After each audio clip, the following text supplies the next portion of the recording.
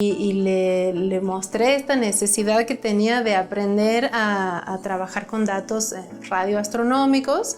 Y él me dijo en ese mismo momento, yo creo que podrías ir a una estancia en México a meter mano en los datos y ahí nosotros podemos pagarte el pasaje, me dijo. Uy. Las protoestrellas podríamos considerarlas que son estrellas bebés que están naciendo, son estrellas en las primeras etapas de su formación. Es decir, todavía no son estrellas propiamente dichas. Se les dice proto porque están en la etapa de formación. La manera en que la protoestrella come este material del disco es mediante tubos magnéticos, ¿no? Es como decirte, aquí está la estrella y por algún lugar a cierta distancia estará el disco del cual, bueno, es como que la magnetosfera de la estrella se conecta con el disco y por esos tubos es que va fluyendo ahí. Pero a mí sí me gustaría, no sé, poder vivir eso de poder salir un poco del planeta y ver todo así como soñaba cuando era chica, ¿no? Qué radical. Así te lo digo, así no. ¿Por qué? No, porque, o sea, a esta altura de la vida es como que tengo otras metas, otros sueños. Sí, me encantaría verlo, ver todo lo que eso significa, ¿no? Presenciar, estar en este tiempo. Pero yo ir, no es mi sueño, no me interesa.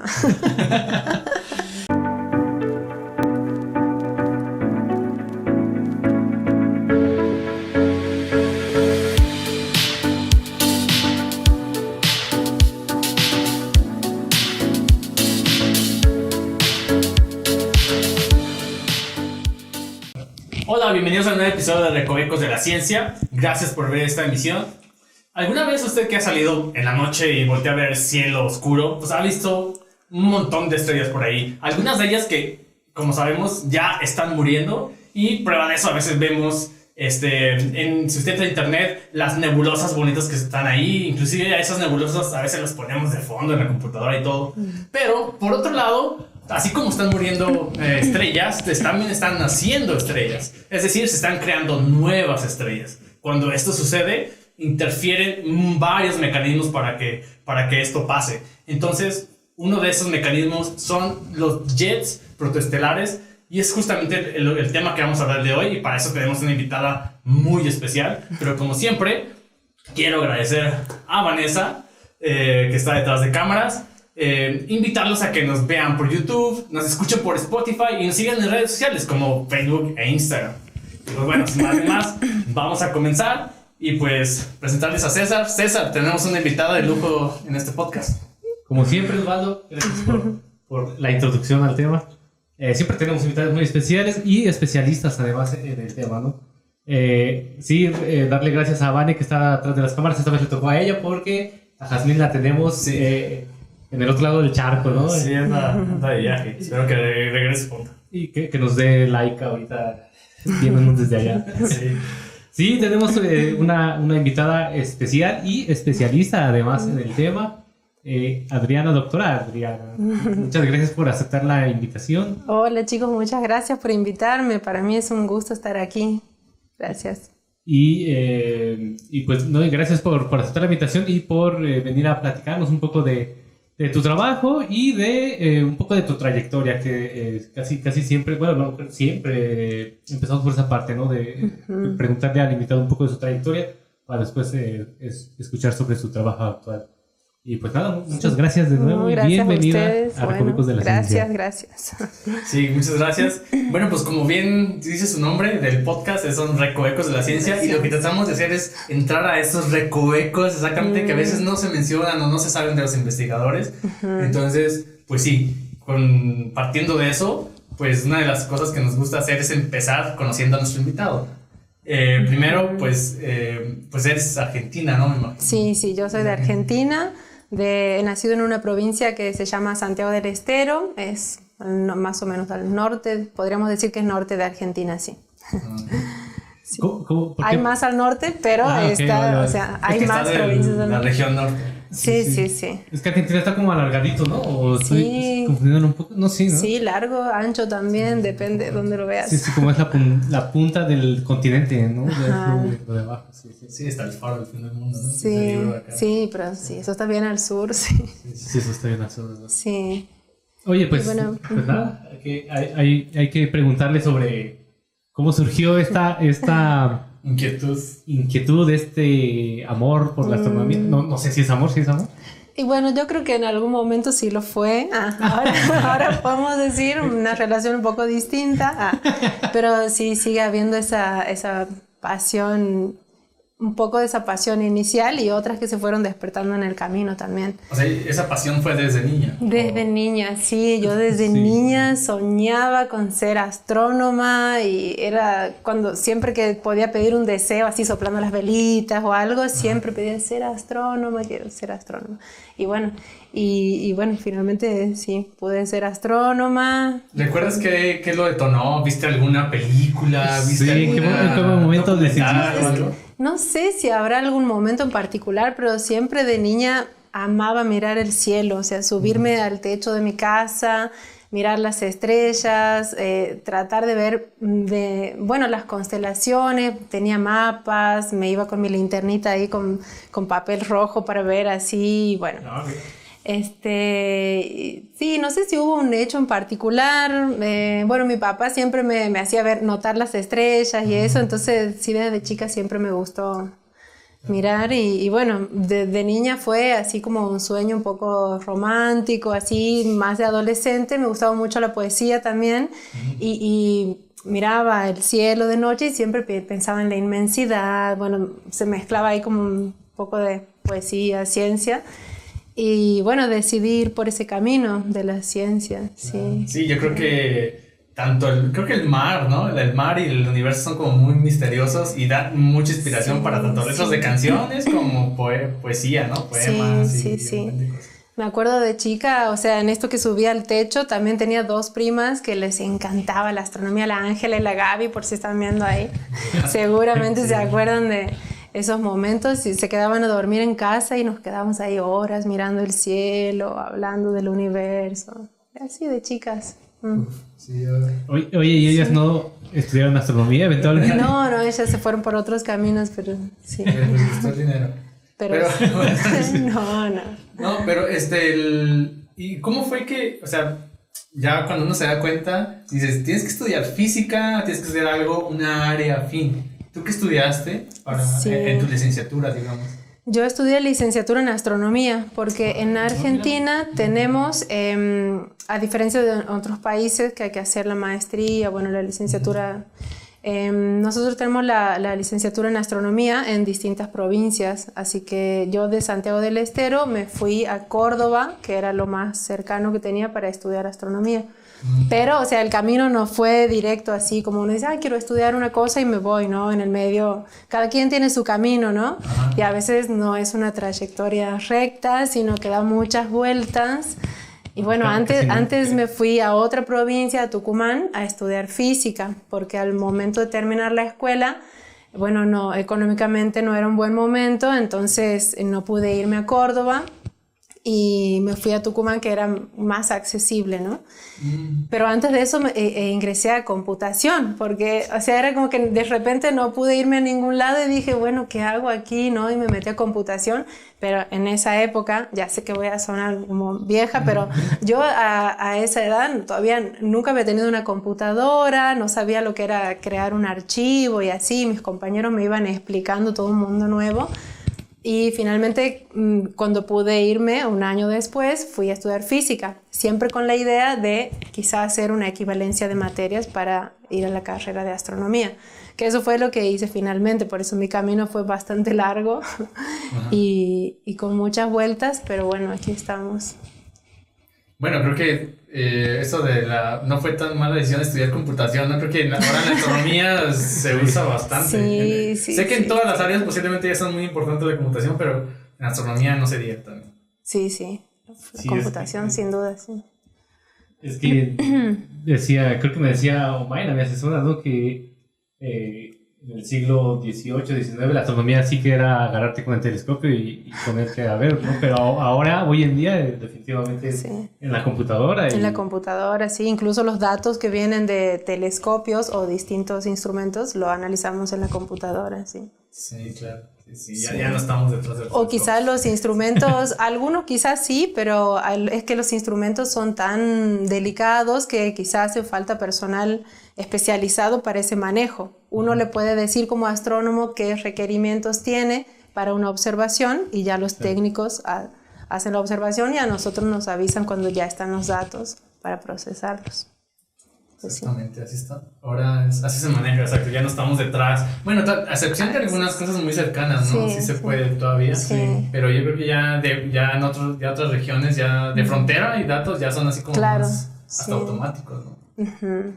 Sí. Oye, pues acá, mira, como que en Argentina iban, bueno, no sé si decirlo adelantado, porque acá en México recién se puede estudiar una licenciatura en astronomía. Ah, ¿sí? Sí, acá a nosotros nos tocó hacer la licenciatura en física y después para el posgrado en astronomía. Pero allá, pues, mira. Pues sí hay. Pero bueno, uno puede tener distintas opiniones al respecto. Hay quienes opinan que es mejor formarse como físico y luego hacer esa especialización, como que te da unas bases más sólidas. Pero uno podría decir, no sé, que quizá es mejor ir directo a las áreas afines y no especializarse tanto en algo que quizá no lo utilicemos tanto como astrónomos. De hecho, es como, todo depende, ¿no? O sea, sí, es como lo comentábamos antes, ¿no? O sea, cuando ya sabes qué quieres, pues yo creo que, digo, porque, por ejemplo, hay medios materiales, ¿no? O sea, que cosas que no he llevado demasiado y todas estas cosas, y eso los hubiera tomado de algo de astronomía o de algo así, digo, me hubiera sido más de provecho. Sí. Cosas así, pero sí, cada quien como le saque provecho, sí, es eso.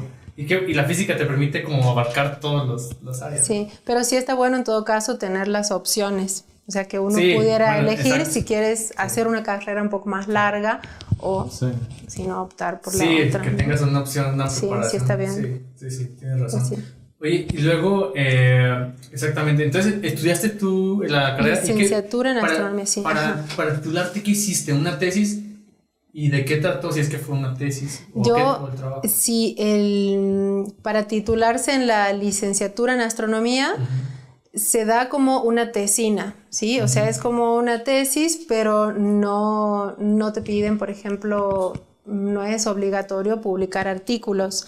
Entonces, con que puedas hacer un trabajo mostrando que puedes describir un procedimiento científico en el que has estudiado algo, o sea, es eso, es una tesina, sí.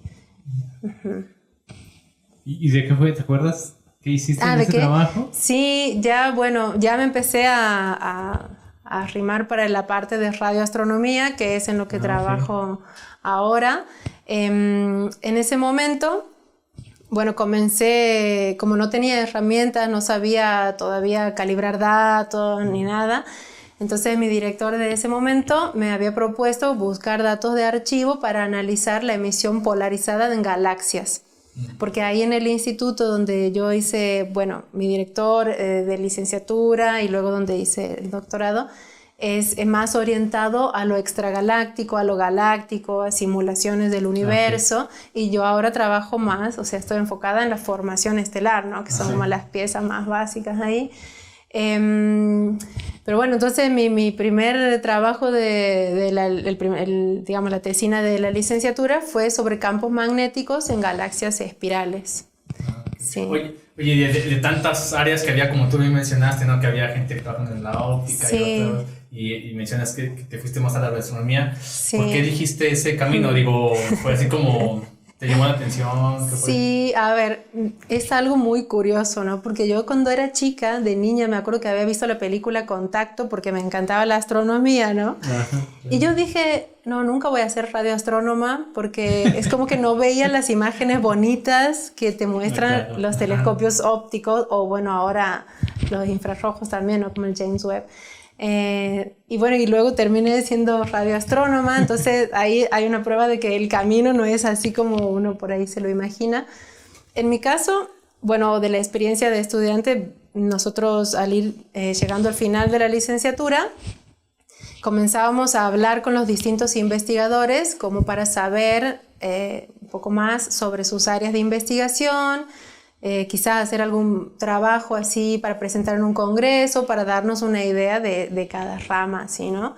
Pero en mi caso fue no tanto eso, sino más bien como ir descubriendo por un lado la radioastronomía en estas materias que te la dan como generales, ¿no? de técnicas de detección. Por un lado ahí me gustó, y por otro lado también fue un descarte más por el lado humano, ¿no? Y por las temáticas. O sea, yo sabía, por ejemplo, que mecánica celeste no me gustaba, o sea, o no me veía haciendo mecánica celeste. Dije, no, esto no. Y después de las otras ramas que había, un poco fue esto de ver con qué personas me llevaba mejor, ¿sí? Con quién fluía más la comunicación, porque para empezar, si te vas a sentir incómodo con un director, y ya de entrada no está bueno. Entonces me arrimé por un lado al profesor que daba estas materias de distintas técnicas de detección. Me interesé por la parte de radio y además él es súper buena onda, entonces como que le pregunté si tenía algún tema para la licenciatura. Y bueno, ya después de ahí ya estaba como en esa onda de la radioastronomía. Y la idea para el doctorado era, bueno, aprender técnicas, o sea, cómo procesar, cómo trabajar los datos en radio. Y bueno, pero eso ya es otra historia, ya iremos desglosando si quieren. Sí.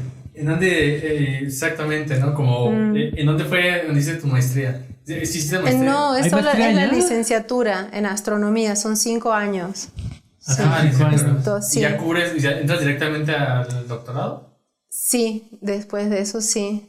Uy, Sí. No, sí, exigimos esos tipos de planes acá en México, por favor. Que aquí todos tenemos que seguir haciendo maestría, ¿no? Bueno, supongo que es algo similar, ¿no? Porque acá son 4 años. Sí, 4 más de la 2 carrera y 2 de la y maestría. Entonces, 4 años de la carrera y como 2 o 3 de la tesis. Ajá. Y es que sí nos tardamos a veces en titularnos, pero... Sí, allá sí, también, cada sí. uno se tarda distinto, Sí, ¿no? en esencia sí, tienes que hacer los 4, ¿no? 4 años o 5, sí. Claro. 5, yo creo que es 5, ¿no? 5 años, sí, todavía. Y 2 de la maestría. Pero tienes que hacer otros 2, tienes que son 7 ya. Sí, son 7. Claro. Comparado con 5, no sé. Nosotros en Córdoba teníamos los 3 primeros años, era pura matemática, física y de poco a poco introduciendo así la astronomía de posición, así lo más básico. Y las materias, básicas las cursábamos junto con físicos y con también gente de la licenciatura en matemática y de computación también. O sea, bueno, los de computación se separaban un poco antes de nosotros, pero sí, todos los 3 primeros años eran las materias básicas como de física y matemática, y ya los 2 últimos años era pura astronomía, ya. Sí, ¿Eso incluye el tiempo para hacer la tesina? Sí, en el último año deberías hacer tu tesina. O sea, son como que 4 años de materia. Sí, pero sí, o sea, es como que sigues cursando, pero al mismo tiempo tienes que estar haciendo iniciando ya el último año, ¿no? Como... Sí. ¿Y el doctorado entonces lo hiciste ahí en sí, en Argentina también. ¿En ese mismo lugar o...? Sí, porque bueno, en Córdoba, sí, la licenciatura en astronomía corresponde a la Universidad Nacional de Córdoba, y ya luego el doctorado pedí una beca en CONICET, que es como el CONACYT aquí, el Consejo Nacional de Ciencia y Técnica. Entonces ellos otorgan becas para hacer el doctorado. Entonces ahí presenté un plan de trabajo. Cuando me dieron la beca, yo cuando presenté mi proyecto, presenté un lugar de trabajo. O sea, podría haberlo pedido en cualquier instituto que tuviera astronomía en Argentina, pero lo pedí ahí porque, bueno, ahí conocí a mi director, ya teníamos un proyecto y así, ¿no? Entonces, la beca me la dieron de CONICET, pero mi lugar de trabajo fue el instituto, el Instituto de Astronomía Teórica y Experimental en Córdoba. Sí. El mismo tema de... Sí, o sea, sí, de campos magnéticos. Sí, o sea, la idea fue por ese mismo lado, pero luego pasó que el primer año del doctorado me fui a una escuela creo que era como magnetohidrodinámica y algo así, ¿no? También con radio. Me fui en Brasil, no me acuerdo ya el nombre de la escuela. Y ahí me conocí con unos chicos mexicanos que estaban también en esa escuela. Y les dije a ellos que yo quería aprender radioastronomía. Entonces me dijeron, bueno, si quieres aprender radioastronomía tienes que hablar con ese señor. ¿Y quién era? Era Luis Felipe Rodríguez, que bueno, aquí es muy, muy conocido, es conocido en todas partes. Luis ¿Ya lo Felipe. conocías? No, ahí lo conocí, me dijeron tienes que ir a hablar con él. Y yo no sabía bien de qué le iba a hablar, o sea, decirle quiero aprender, así, bueno, entonces me acerqué y le mostré el póster que estaba presentando, ahí que era de mis trabajos de la licenciatura, y le mostré esta necesidad que tenía de aprender a trabajar con datos radioastronómicos. Y él me dijo en ese mismo momento, yo creo que podrías ir a una estancia en México a meter mano en los datos y ahí nosotros podemos pagarte el pasaje, me dijo. Uy, entonces yo era así como que por dentro estaba gritando así, no lo podía creer, así que súper contenta, y ese momento fue como un cambio así decisivo en mi derrotero después, porque claro, bueno, vine aquí a México, a Liria, por primera vez en 2014, que en ese momento era Centro de Radioastronomía, era el CRIA todavía, ¿no? Y ahí él me puso a trabajar con Carlos Carrasco, que fue después mi director del doctorado. O sea, tuve que cambiar. Hice un cambio, lo cambié a mi director anterior, pero con su autorización todo. Porque vine aquí y Carlos me puso a trabajar en estrellas. Entonces, bueno, a mí no me importaba, o sea, todo lo que sea aprender, si voy a aprender con esto, hagámoslo. Y salió un paper, todo así, de ese primer encuentro, de ese primer acercamiento a la radioastronomía. Y me acuerdo que el primer día Carlos me preguntó, ¿y cuál es tu proyecto de tesis? Y le dije así, ¿cómo quería hacer las cosas? Y me dijo, no se puede. No, eso así no se puede actualmente, no sé qué, bueno. Y yo dije, no, ¿y qué voy a hacer el doctorado? Bueno, un problema que muchos afrontan en algún momento, a veces les toca, entonces, ¿qué hago ahora? Pero él me dijo, yo tengo un plan B.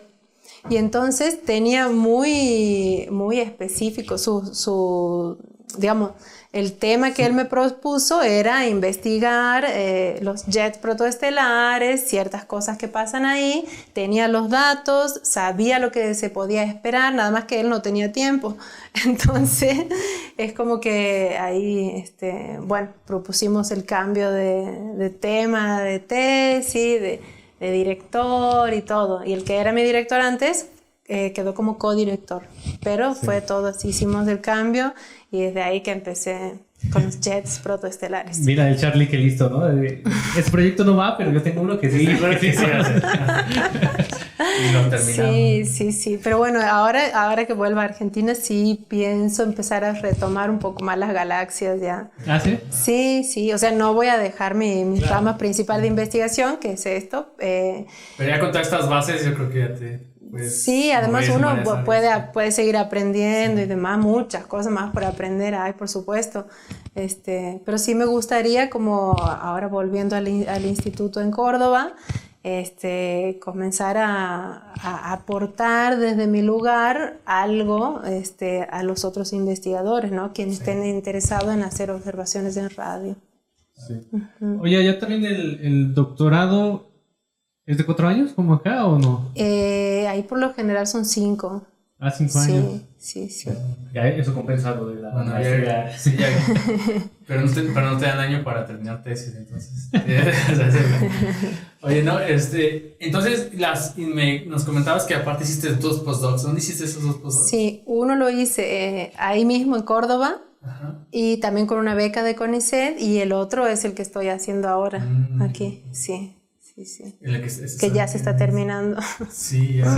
Bueno, pero ya está bien, ¿no? Porque sabemos una muy buena noticia, ¿no? Que ya conseguiste plaza, ¿no? Sí, la verdad me siento muy afortunada y muy, muy contenta de poder volver a mi país con trabajo, sí. Sí, pues muchísimas felicidades, la verdad es que gracias. Eso se escucha muy a menudo, así es que felicidades. Gracias, no, yo creo muy que contenta. Es nuestra primera invitada o invitado en general que está acabando postdoc, ya va por la plaza. Ya va por la plaza, exactamente, sí. Sí. Por eso, esperamos que muchos invitados más en el futuro estén en la misma situación. Ojalá, que no es tan fácil, pero... Y para ustedes también, lo mismo que puedan conseguir. Sí, ojalá. Sí, ojalá. Bueno, Bueno, ya te conocimos un poquito ya te conocimos un poquito de tu carrera académica. La verdad es que yo sé que podemos preguntarle un poquito más, pero también queremos saber acerca de tu trabajo. Y pues bueno, si no, ver a la gente que nos esté viendo, ¿no? Vamos a hablar sobre este tema que son los que acabas de mencionar, los jets protoestelares. Y pues para ver qué onda, ¿no? Cómo se comen, para qué sirven, para qué es esto. ¿Qué son? Pues bueno, pues vamos a comenzar con este tema. Y pues siempre iniciamos con la pregunta básica. ¿Qué son los jets protoestelares? ¿Qué son los jets protoestelares? Bueno, primero hay que ver qué es una protoestrella, ¿no? Para hablar de jets protoestelares, las protoestrellas podríamos considerarlas que son estrellas, bebés que están naciendo, son estrellas en las primeras etapas de su formación.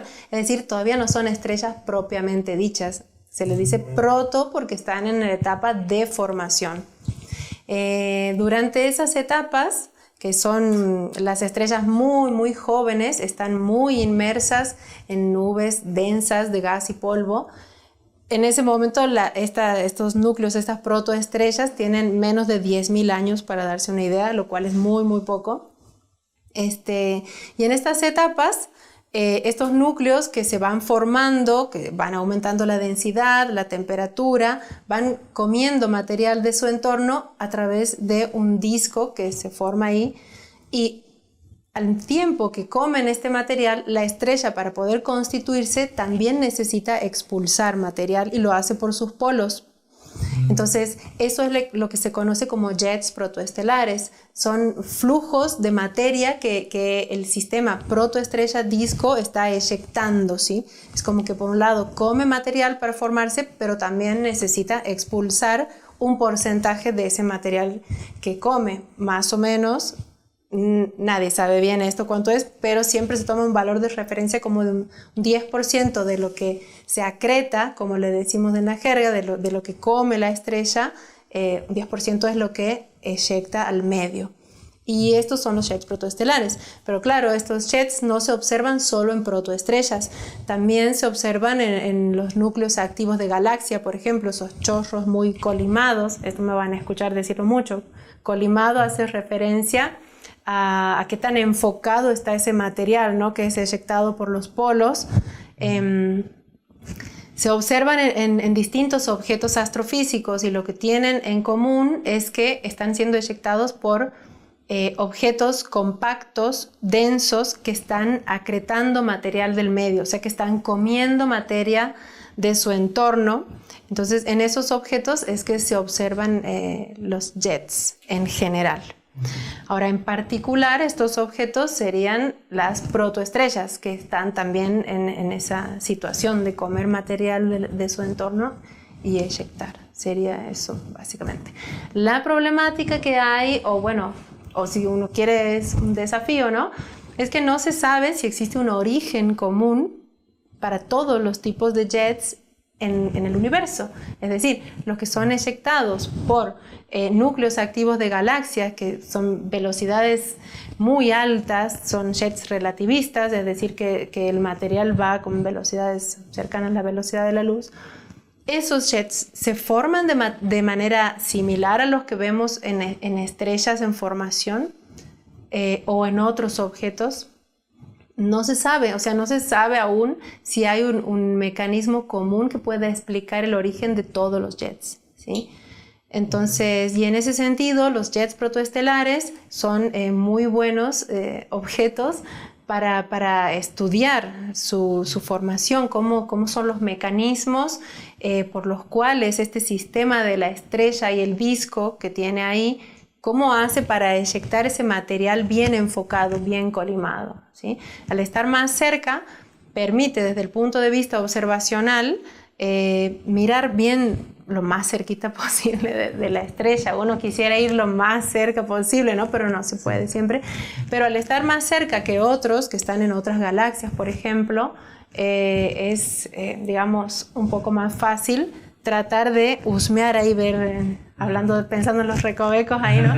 Esas partes pequeños recovecos que tienen más íntimas de las estrellas cuando se están formando. Y todo esto lo vemos en radiofrecuencias, porque estas nubes en donde se forman son tan densas y que no, la estrella que se está formando adentro no puede verse con luz visible. Entonces se observan en radio porque la radiación tiene una longitud de onda larga, digamos, desde los milímetros hasta los metros, que entonces esa radiación puede atravesar esa nube tan espesa y detectarse. Es así como podemos ver, entre comillas, o detectar la emisión de la estrella que está dentro, ¿sí? O sea, sí vemos imágenes, pero son indirectas. Después de todo un procesamiento de los datos, uno puede obtener una imagen de la emisión en radio, ¿no? Es como ver ahí adentro de esas nubes. Que si viéramos, por ejemplo, todos habremos visto en el cielo nocturno que se ve una franja de estrellas, pero cuando cuando hay muy poca luz, digamos, cuando hay pocas ciudades cerca, uno puede ver que hay manchas oscuras. Estos son nubes de gas y polvo que están en nuestra galaxia, que son los sitios donde se están formando las estrellas. Si lo vemos en infrarrojo, podemos ver ya estos núcleos donde se van formando, y si nos vamos a las primeras etapas de la formación, que son las protoestrellas clase 0, esta que les estaba comentando, que es cuando la acreción del material es más intensa, esto lo tenemos que ver en radiofrecuencias, sí, porque están muy embebidas en esas nubes. Te quería preguntar antes de que se me vaya, sí. El material en los jets protoestelares no es eyectado a velocidades relativistas. No. ¿Qué velocidades tiene? No, por ejemplo, si uno puede ver el movimiento de estas eyecciones así, son velocidades del orden de 100 kilómetros por segundo, 50 kilómetros por segundo. Sí, como mucho, así en algunos 500, 1000 son los más veloces, ¿no? O sea, el material que está siendo eyectado, sí. Pero claro, uno lo detecta un poco indirectamente porque lo que vemos son como que está ahí la región de la protoestrella y vamos viendo bolitas que van saliendo, pero esto es el material que sale, choca con el medio o si va cambiando la velocidad, un material que sale después choca con uno que salió antes y es ahí que se produce una emisión. Es decir, que podemos verlos por choques. O sea, en los relativistas supongo que también funciona igual, lo que pasa es que ahí esos choques son como más violentos, pero aquí es todo en otra escala, o sea, las energías involucradas son mucho menores. Lo vemos por choques y entonces medimos la velocidad de esos choques que van viajando y así podemos inducir lo que sería la velocidad inicial. Pero si el choque se va frenando, podemos pensar que la velocidad del material que está siendo eyectado es mayor, ¿no? Ok, entonces esos objetos que mencionas son los de Guillermo Haro, ¿no? ¿O no son? Nada que ver. Sí, ¿no? Sí, lo que pasa es que los objetos Herbie-Haro se llaman así en particular a esas condensaciones, pero cuando ya son visibles en el óptico. Es decir, cuando ya están como en regiones menos densas y ya pueden detectarse en otras longitudes de onda, pueden ver la emisión en óptico, ¿no? Esto que estamos hablando ahora, por lo menos la parte que yo estudio, es como mucho más cerca de la estrella, cuando prácticamente lo único que se ve, entre comillas, es la emisión en radio. Sí, porque están muy, muy inmersos, digamos, muy profundo ahí. Ok. Oye, ¿cuánto tiempo viven los jets protoestelares? Si es válida esa pregunta, ¿no? Y, o sea, si uno piensa, hay como un esquema más o menos así de la evolución de la estrella. La primera etapa, esta de la acreción intensa, es más o menos cuando la protoestrella tiene como 10.000 años, ¿no?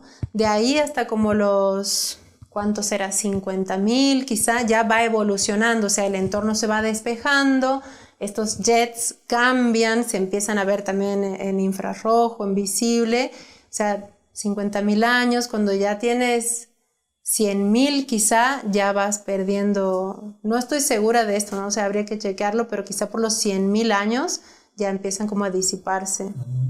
Oye, sí. En estas jets, digamos, ¿de qué se alimentan? Del material que está alrededor, pero ¿del disco o de lo que decaiga, no? Y yo tengo entendido que la manera en que la protoestrella come este material del disco es mediante tubos magnéticos, ¿no? Es como decirte, aquí está la estrella y por algún lugar a cierta distancia estará el disco, del cual, bueno, es como que la magnetosfera de la estrella se conecta con el disco y por esos tubos es que va fluyendo ahí el material. Lo que no se sabe y que hay modelos teóricos es cómo el material que sale, de dónde sale, cómo sale, va todo muy colimado, sale inicialmente ancho, se colima lejos, cerca, y eso es lo que estamos estudiando ahora nosotros. Y una pregunta, bueno, otra antes de que no se me pase también. Hace algunos podcasts atrás grabamos también sobre discos protoplanetarios, ¿no? Uh-huh. Y uno de estos, estábamos hablando un poco de la composición de estos discos protoplanetarios, toda esta cosa. Sobre todo, principalmente gas y polvo, ¿no? Uh-huh. Cuando tú mencionas que estos jets son eyectados y son de material que está ahí, ¿qué principalmente es? ¿Es gas? Y es gas, principalmente es gas, o sea...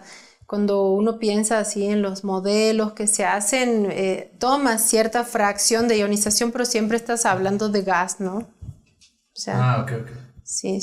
O sea, me imagino que de alguna forma ayuda a que se formen los planetas, ¿no? Bueno, si estás extrayendo el gas, bueno, no sé.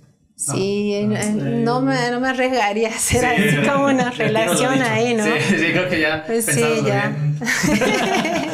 Luego lo editamos. Perdón, yo soy de extragaláctico y no entiendo. Claro, sí. Pero bueno, una cosa interesante de estudiarlos observacionalmente es que las observaciones permiten o intentan comparar con los modelos teóricos. Por ejemplo, hace rato les comentaba que no se sabe si hay un mecanismo universal para todos los jets, pero sí hay, por ejemplo, modelos teóricos que son similares a los jets de núcleos activos de galaxias, en los cuales el sistema protoestrella disco es el encargado, mediante como tubos magnéticos, ¿no?, generar como una torre de material que sale colimada. Sí. Pero eso no podría no ser el caso en todos los tipos de estrellas, porque hay estrellas de distinta masa que se están formando y eso es lo que estamos estudiando también. O sea, actualmente no se puede descartar entre un mecanismo u otro, porque observacionalmente en los últimos años la comunidad científica ha puesto como un límite para decir debajo de qué distancia este material está siendo colimado, enfocado así, que es una distancia de 100 unidades astronómicas. Que esto sería como, para los que no saben qué es una unidad astronómica, serían como 100 veces la distancia de la Tierra al Sol. Pero bueno, ese límite es muy grueso, entonces nosotros lo que estamos haciendo ahora es tratar de observar cada vez más cerca de la estrella, y de eso tratan los dos últimos trabajos que hemos publicado con Carlos, que hemos podido ver por primera vez por debajo de esas 100 unidades astronómicas para una estrella de masa intermedia, para una protoestrella de masa intermedia y una estrella masiva. ¿Por qué? Para las estrellas de baja masa decimos como del orden de la masa del Sol, una masa solar o menos. Las observaciones en radio indican que ese material ya sale colimado muy muy cerca de la estrella, como a 3 unidades astronómicas más o menos. Es lo que se ha logrado ver con la mayor resolución posible, una estrella de baja masa. Y esto lo ven porque cuando uno mira se ve como una formita alargada y dice, bueno, esto ya está colimado, ¿no? Si puedo ver bien esto y digo, esta distancia es tanto, ya se ha colimado antes de eso porque ya lo vemos así. Pero también hemos observado una estrella de alta masa, como de 8 masas solares, en la cual, viendo por debajo de las 100 unidades astronómicas, se ha visto algo totalmente distinto de lo que se observa siempre o casi siempre en las estrellas de baja masa. Hemos visto como una emisión así compacta en el centro, una bolita, digamos, y como dos chorros estirados, elongados, que se empezaban a ver como a 30 unidades astronómicas de la estrella. Y entonces ahí uno puede pensar qué está pasando, ¿no? O sea, vemos que claramente a esas distancias todavía no está colimado, y bueno, propusimos distintos escenarios. Quizá en las estrellas masivas, que sí se observan jets muy colimados, mucho más lejos, quizá los mecanismos de esto de enfocar el material dependen, por un lado, de las etapas de la formación de la estrella, o también influye mucho el medio. Quizá lo que pasa con las estrellas masivas es que se forman de manera más violenta, ¿no? O sea, los discos de acreción que tienen son más masivos, son más turbulentos, no se sabe bien cómo es la acreción del material ahí.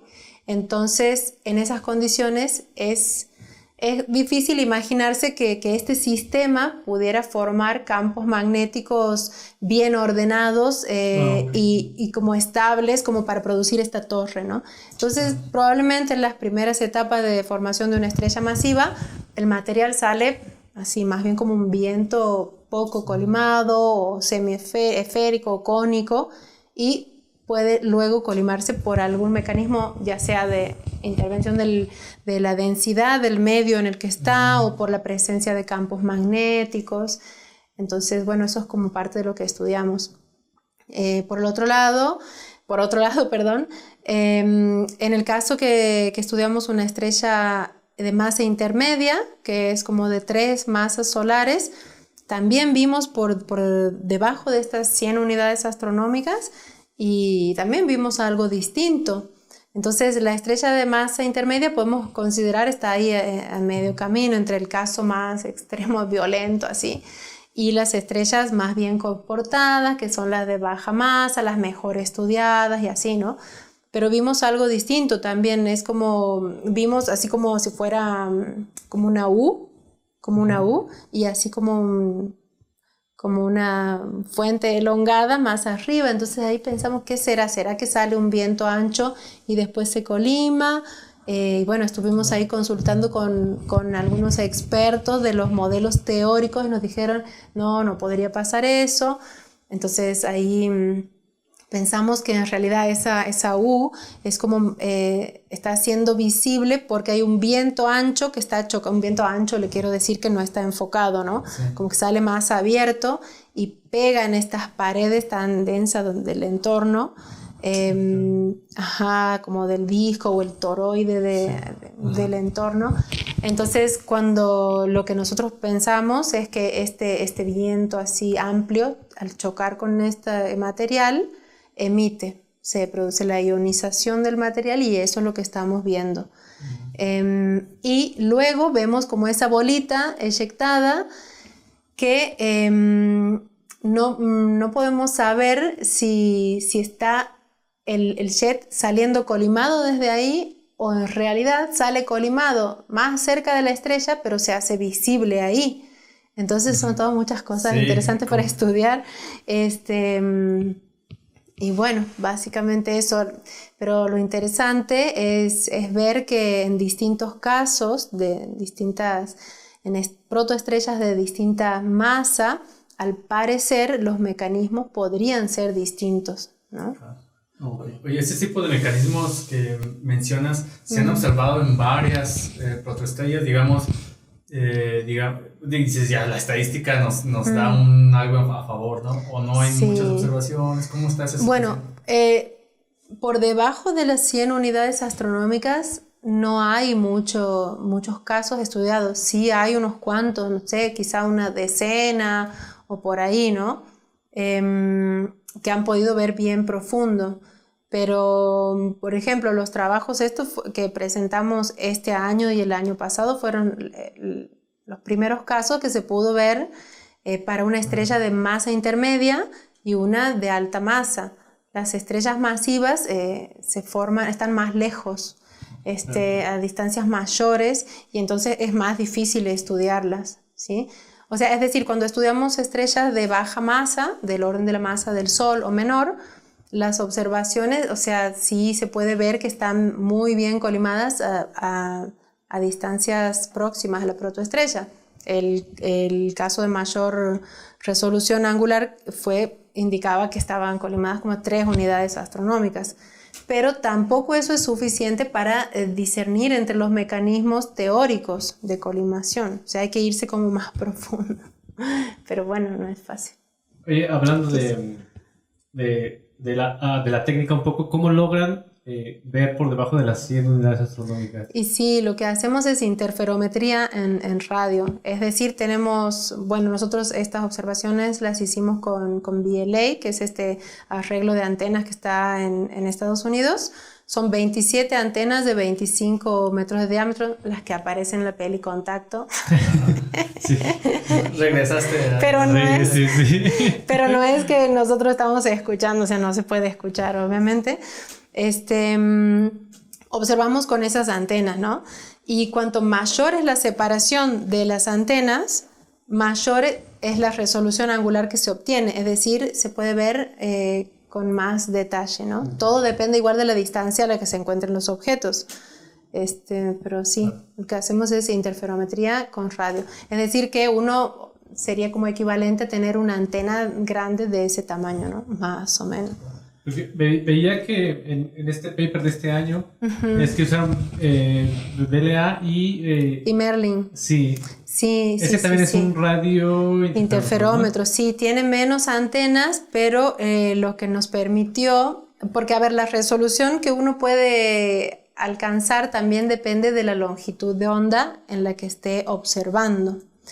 Entonces, quizá con VLA en 6 centímetros obtenemos una resolución, pero con eMerlin en 6 centímetros tenemos una resolución mucho mejor. Entonces, O sea, ¿es más grande? Está más extendido, claro, sí. No es muy sensitivo, digamos, bueno, porque son menos antenas, ¿no? Son menos antenas, pero están más dispersas y eso nos permite poder ver detalles más pequeños a cierta longitud de onda. O sea, la imagen, digamos, es más nítida. Tiene mayor resolución. Okay. O sea, la nitidez quizá tenga que ver más con la sensibilidad del instrumento, es decir, cuanto más antenas tenga, vas a poder detectar cosas más débiles.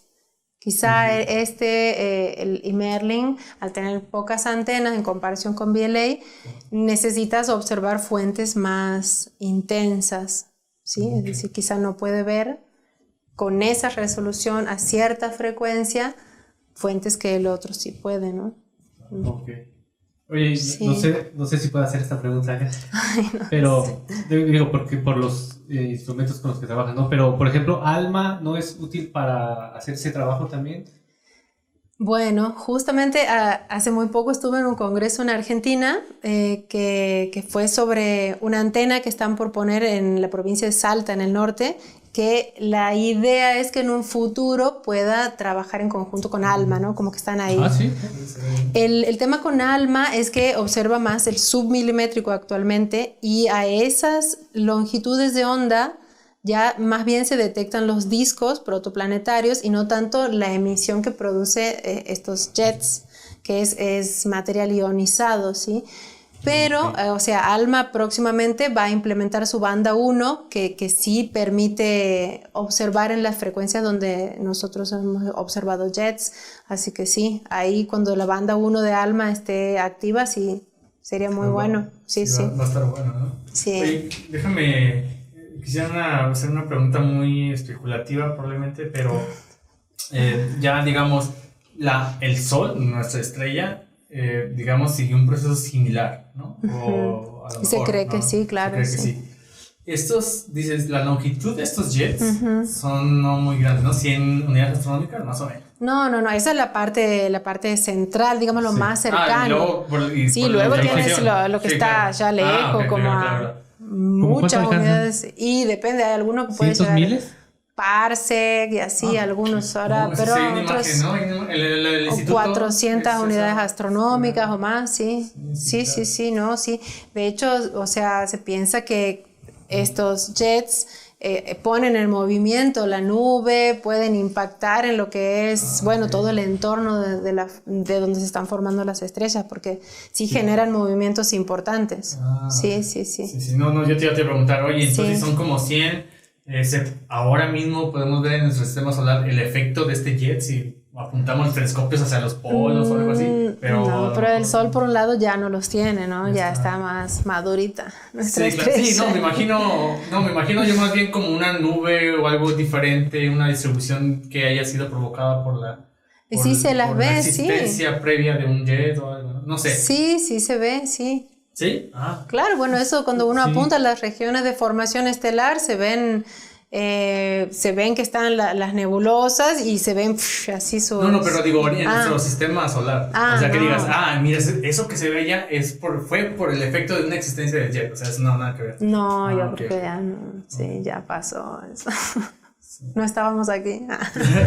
Sí. No, porque inclusive los efectos de ese disco protometario se están investigando mucho con los cometas y esas cosas, ¿no? Que fueron cosas, efectos de haber existido un disco protometario. Sí. Por eso dije, a lo mejor, ¿qué tal que...? Pero sí son distancias muy grandísimas y me quedé con la idea de unidades astronómicas. Claro, no, o sea, eso es tratando de estudiar las regiones más internas para estudiar los mecanismos de colimación, ¿no? Pero mucho más allá, sí, tienen otros efectos en el medio y se los observa a grandes distancias, sí. Oye, sé que has mencionado ya algunas de las cosas que son difíciles de hacer, pero solo por decirlo así brevemente, ¿cuáles son los retos más grandes, o al menos que dices, yo quiero hacer en este tema? O sea, es... como las preguntas abiertas todavía. Hay varias, pero yo creo que la más grande es esta. O sea. Y bueno, en relación a lo que es mi tema de investigación, que ahora se centra en la colimación de estos jets, y lo que uno quiere es obviamente poder tener más resolución y más sensibilidad, ¿no? O sea, es lo que se quiere y es lo que se va a lograr cuando esté en operación el Next Generation VLA o el SCA, que son proyectos de interferómetros muy extendidos, con muchas antenas. Eso sí se va a lograr eventualmente, pero desde lo que hoy podemos hacer, uno siempre trata de empujar al límite, es decir, con lo que hay hoy, ¿qué es lo máximo que podemos hacer? Y eso es lo que estamos haciendo ahora, o sea, tratando de ir ahí como a lo más interno de las estrellas, pero bueno, está ese límite de lo que hay ahora. Hay que esperar para ir a mayor resolución, para poder ver mejor. Eso va a ser increíble, yo digo, cuando se pueda hacer eso. Oye, ¿no hay datos como de una muestra, pues, para hacer un poco de... O sea, con esa combinación de telescopios que usaste, de VLA y Merlin, ¿no hay como datos de otras protoestrellas con los que puedas trabajar y después hacer algo más como de estadística? Y entonces tal vez sí puedes decir, mira, las estrellas masivas coliman a mayor distancia. Pues sí, esa es la idea, ¿no? O necesitas pedir como observaciones. Claro, sí, de hecho sí, tenemos ya unas observaciones. Fue una propuesta que se hizo a estos telescopios, a estos radiotelescopios, a VLA y Merlin. Se propuso un grupo de protoestrellas para estudiar justamente eso. Pero las cosas van saliendo poco a poco. ¿Todavía no les dan respuesta? No, sí, ya están los datos, pero a lo que voy es que el trabajo va poco a poco, ¿no? Sí, o sea, vamos con esta, o quizás ya se veo que en algunos casos los datos no eran tan buenos, entonces como que no sirve para hacer mucho, y los resultados que publicamos este año y el anterior fueron de los casos en donde se podía realmente ver algo digno de ser estudiado, ¿no? Entonces todos los resultados estos fueron derivados de esa observación. De esas observaciones, que hay otros objetos, pero las observaciones nos salieron también. Hay otras estrellas binarias además, que también es un trabajo que está en curso, lo está por publicar uno de los chicos colaboradores como parte de su doctorado. Pero sí, hasta ahora fueron estos tres, o sea, estos dos y los que está trabajando él, los que más se pudo ver.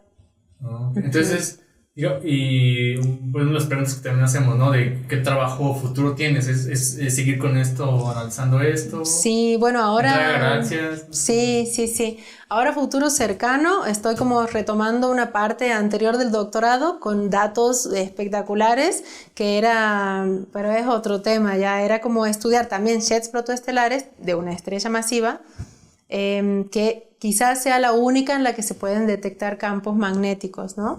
Entonces, pero eso da como para Sí, mucho. Entonces ahora mismo retomando eso con unos datos muy buenos, es decir, tratando de estudiar campos magnéticos en un jet protoestelar, pero más a futuro, quizá comience a hacer algo en discos, ya veremos, el Carlos ya me estuvo adelantando que me iba a dar trabajo, así que supongo que serán discos. Pero ya volviendo al instituto en Argentina, sí tenemos los proyectos con el asesor que tendré ahí, de comenzar a estudiar, por ejemplo, los RELIX. RELIX son unas estructuras en radio que se ven en cúmulos de galaxias que están en interacción.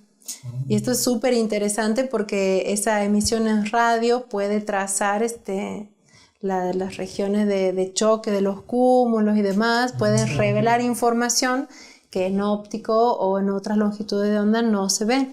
Es decir, a veces se ven como dos cúmulos de galaxias y se ven así como unos arcos en radio. Dices, ¿qué son estos arcos, no? Asimétricos, ¿no? Creo que sí he visto. No, eso me parece que estás pensando en los arcos gravitacionales, pero no. No, ¿No? Una imagen en LOFAR, una que entonces van así por probablemente dentro, sí. así como que están así, pero sí, no sé claro. si simétrico, depende cómo sea justamente de los choques eso, que ahora mismo no es mi área, entonces también como desafío meterme en un tema nuevo, ¿no?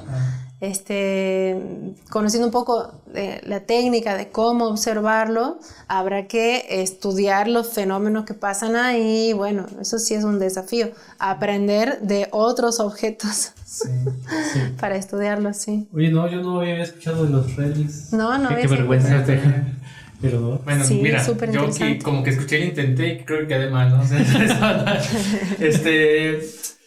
bueno, pues ya se nos está acabando el podcast. Creo que haciéndote preguntas, creo que como siempre con los invitados podemos estarnos un buen rato platicando de esto, platicar de más detalles. La gente no sabe, pero también aplica modelos. He visto que en sus artículos hace modelos para poder estudiar todos sus objetos. Aunque igual no nos podemos meter más a estos recovecos de que hace, a estos detalles que todo hace, pero creo que al menos nos dimos una idea de lo que estás haciendo actualmente, de lo que estás haciendo, vas a hacer a futuro. Y pues nada, que esperemos que más adelante nos puedas, aunque sea en línea, ya que estás allá en Argentina. Pues que nos invite. Sí, claro. Ya nos vamos a grabar a todos. Sí. Nomás dejen que llegue y ya después lo empiezo a invitar. Yo conozco a alguien que puede hacer eso, que puede venir a grabar y hacer difusión. Pero, pues bueno, una de las cosas que nos gusta terminar el podcast, ¿verdad, César? Es hacer la famosa sección de las preguntas. Temida. Oh. No, la verdad son preguntas, o sea, no tienes que hacer cálculos ni nada por el estilo, ¿no? Ah, bueno. No, son bastante más como de opinión y una respuesta más personal, ¿no? Sí. De hecho, bueno, pues vamos a entrar a esta sección y bueno, la primera pregunta es de las preguntas abiertas que hay en la ciencia, en todas las áreas de la ciencia, ¿de cuál te gustaría saber la respuesta? ¿Por qué? Antes de morirme, sí o sí. Sí, exactamente, antes de morir. Sí, me encantaría poder saber el misterio de la materia oscura o las teorías alternativas. Yo, sé que mucha gente trabaja en eso, pero es como que en el fondo siento que tiene que haber algo más, ¿no? Otra explicación a la materia oscura, y eso siempre digo, ay, ojalá viva para cuando esto se sepa, ¿no? O sea, siento como que en parte fuera como el éter en su momento, ¿no? Que después se vio que ya, pues, no era éter, no había nada, era la gravedad. Y bueno, a mí sí me gustaría eso, saber eso. ¿Eres team materia oscura o team no materia oscura? Claro, antimateria oscura. Gravedad modificada. Justamente, o sea, estoy como esperando que se resuelva eso. No es que estoy aquí diciendo, qué bueno, los modelos, todo va bien. O sea, siento que, o sí es la materia oscura, pero hay algo que falta, ¿no? O sea, hay algo que todavía no cierra de todo, y eso sí me gustaría saber en algún momento de la vida. Muy interesante. Oye, ¿en algún momento quisiste estudiar materia oscura? No se me cruzó todavía por el camino. Bueno, ya qué bueno, porque ya llevamos 70 años y no sabemos Sí, ni ya por mucho dónde. tiempo, Bueno, sí. ahí van, pero ojalá nos toque. Yo también quisiera. Como que se va reduciendo la ventana de posibilidades, ¿no? Pero todavía no llegamos al punto de... Sí. ¿Qué es esto? Sí. Sí, sí. Bueno, la otra pregunta es, de todos los grandes inventos a lo largo de la historia de la ciencia, ¿cuál se te hace más impresionante? Más impresionante, de invento de toda De toda la historia de la ciencia. Y es que eso depende mucho de la época, ¿no? Sí. O sea, por ejemplo, la rueda, qué gran invento, ¿no? Sí. Sí. No, Por un inclusive lado, hoy pero mismo, imagínate sin ruedas. pues sí. Bueno, pero Sí. claro, en su momento, ¿no? En su momento fue... Sí, ay, no sé. Así que tienes que escoger uno y dices, no, ay, qué impresionante. Impresionante. Y bueno, es que hay muchos inventos, o sea, quizá uno ahora que convive con toda la tecnología, los avances, a mí, o sea, me cuesta ver así como alguno en particular, ¿no? Pero sí, no sé. No sabría Nos quedamos con la decirte. rueda. Con las ruedas. No, se vale también porque es Ya, cierto es que hay lo tengo que bastantes cosas. pensar, lo Sí. tendría que pensar así un rato, nunca lo había pensado. Quizá con unos mezcalitos así, ya Sí, charlando entre sabes amigos. que sí ya. es cierto, que este es el bueno. Creo que se ponga una Claro, propuesta sí. por ahí. Claro, Sí, sí. sí, Sí, sí. Ahora me voy a quedar pensando. Ok. No, está bien, también se vale porque es cierto que... Bueno, es el chiste de las reco preguntas, Sí, agarrar al exacto. invitado. Sí, Un poquito. Y saber su opinión en su momento y saber que pues sí, también son complicadas desde los otros. sí. Oye, entonces la siguiente pregunta es, de todos, ¿qué gran invento te gustaría ver antes de que mueras? Invento. Invento. Ay, no sé si se puede hablar de invento, pero a mí lo que sí me gustaría es poder hacer viajes, o sea, afuera, saliendo en órbita, digamos. Ajá. Pero, no, o sea, no necesariamente es un invento, ¿no? Porque ya están las cosas inventadas, pero a mí sí me gustaría, no sé, poder vivir eso de poder salir un poco del planeta y ver todo así como soñaba cuando era chica, ¿no? Me encantaría eso, o sea, hacer lo que se pueda hacer para el común de la gente, no que sea cosa de astronauta y así, ¿no? Claro, Pero sí, no sí. es necesario, eso no es un invento, pero bueno, es algo Sí. que a mí me No, gustaría, está, pero bueno. como que ese tiempo llegue. No, pues creo que Ahí eso vamos. ya está. Ya está cerca, ¿no? está cerca. Ahí la vamos, sí, creo Creo que hace 2021-20 fue el primer vuelo suborbital, algo así, ¿no? De Virgin Galactic. Que precisamente ya es para SpaceX y hasta para gente que puede pagarlo. Pues sí, por entonces, eso, o sea, sí, creo que pero es- ya está, es como que... Pero te el está primer paso ya llegando está el dado, tiempo, creo, ¿no? Sí, yo creo que si comemos sano, hacemos ejercicio y no tomamos y alcanzamos. Sí. A ver. Oye, la siguiente pregunta es esta. ¿Qué contribución con tu investigación quieres dejarle a la humanidad? Bueno, si pudiera, por un lado, bueno, hablando en el tema en el que estudio, sí sería bueno poder develar esto de cómo se eyectan y se coliman los jets, ¿no? No sé si es un gran descubrimiento, pero sí es muy importante y fundamental para saber cómo se forman las estrellas. Y uno dirá, ¿y para qué queremos saber cómo se forman, no? Pero bueno, uno puede pensar que en el origen, o sea, la humanidad desde siempre ha querido saber sobre los orígenes y nuestro origen se remonta también a la formación de una estrella, entonces sí es muy importante. A mí sí me gustaría poder hacer algún avance ahí, quizá en el futuro con las nuevas técnicas. Okay. Sí. Ok, entonces, bueno, pues ya para terminar esta sección, la última pregunta es, ¿formarías parte de la tripulación que iría a Marte? No. Qué radical. Sí te lo digo así, no. ¿Por qué? No, porque, o sea, a esta altura de la vida es como que tengo otras metas, otros sueños. Sí, me encantaría verlo, ver todo lo que eso significa, ¿no? Presenciar, estar en este tiempo. Pero yo ir, no es mi sueño, no me interesa. No, además que Sí. creo que es boletos sin regreso, ¿no? Porque, Claro. Sí, no sé. Sí, aunque sea la primera argentina que estuvo en la... Quizás si me lo preguntaban muchos años antes, quizás decía, oh, sí, iría de una, pero ahora no. Sí, creo que es una respuesta más o menos generalizada, ¿no? Entre nuestros invitados, porque claro, o sea, algunos dicen, bueno, ya tengo familia, o sea, ya no, Claro, no voy, ya, o sea, sí, y precisamente dicen algo así, ¿no? Tal vez cuando era joven, Claro, tal vez sí. sí hubiera ido. Sí. Sí. Bueno, pues ahí está el tip para la NASA. Pregunten a los jóvenes. Sí. Para ir. Sí, hay que buscar ese Sí. debajo de los 25 o algo así. Claro, sí. Pues bueno, Sí. César, nos estamos Se yendo. nos acabó el tiempo, otra vez. Se pasa rápido. Otra vez se pasa. Bueno, yo les quiero agradecer y quiero felicitarlos por generar este espacio. Yo creo que es fundamental que existan estos espacios de difusión de la ciencia responsable, porque yo creo que para el público que va viendo estos programas va generando un criterio también con el cual discernir entre la avalancha de cosas que hay en la red actualmente, y hay muchas noticias que desafortunadamente desinforman. Por ahí los medios ponen noticias fantabulosas, y bueno, y la gente está ahí como, bueno, me lo están diciendo, ¿no? Pero ir generando ese criterio está bien, entonces está buenísimo que tengan este espacio para la difusión así, responsable.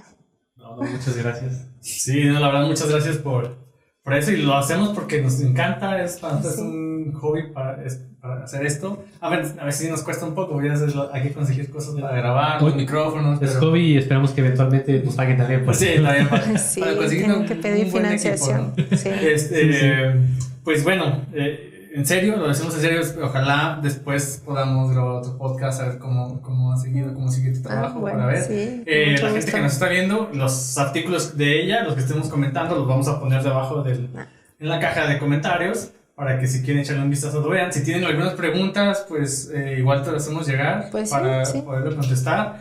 Y pues bueno, nos vamos. Muchas gracias por Gracias venir a ustedes. nuevamente, por aceptar nuestra invitación y nuevamente felicidades por Gracias. la plaza. Gracias. Muchas felicidades, de verdad, sinceramente. Gracias. Nos da mucho gusto de este lado que te hayan dado la plaza y vuelvas a... Que alguien a tu consiga. No, sí, Sí, yo la verdad muy contenta Sí. de volver a mi país con trabajo. O sea, sí. Sí. Muchas felicidades. Bueno, gracias, chicos. Bueno, entonces para ir terminando, pues agradecerle a Vanessa que estuvo detrás de cámaras todo este tiempo, estuvo aquí checando que todo saliera bien. Invitarlos pues que nos vean este podcast, que se suscriban a YouTube y nos le den manita arriba y le den a la campanita, que en verdad nos hemos dado cuenta que el algoritmo de YouTube, si no haces estas cosas, no te promueve. Entonces pues sí, ahora lo estamos pidiendo. Claro, si les gusta este podcast, suscríbanse y den la campanita y la manita arriba, y pueden escuchar este podcast también en Spotify. Y seguirnos en las redes sociales como Facebook e Instagram para que se enteren de nuevos podcasts. Y pues nada, nos vemos la próxima. Bueno, chao. Gracias.